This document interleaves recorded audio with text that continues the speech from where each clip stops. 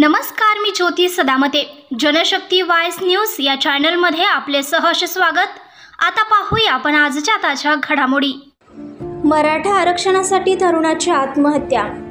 परभणी जिल्ह्यातील वाघी धानोरा येथे मराठा आरक्षणासाठी तरुणाने आपले जीवन संपवले आहे. वैभव लिंबाजीराव बोराडे, वय वर्ष 25 असे मृत तरुणाचे नाव आहे. तरुण मराठा आंदोलनात सक्रिय होता.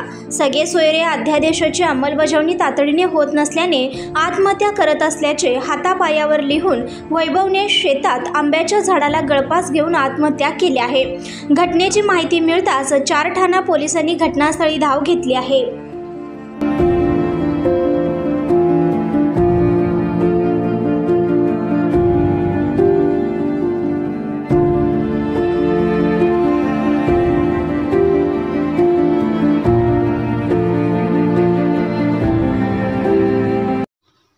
ताज्या बातम्यांसाठी चॅनलला सबस्क्राइब करा, बेल आयकॉनवर क्लिक करा आणि हा व्हिडिओ सर्व सोशल मीडिया साइटवर शेअर करा.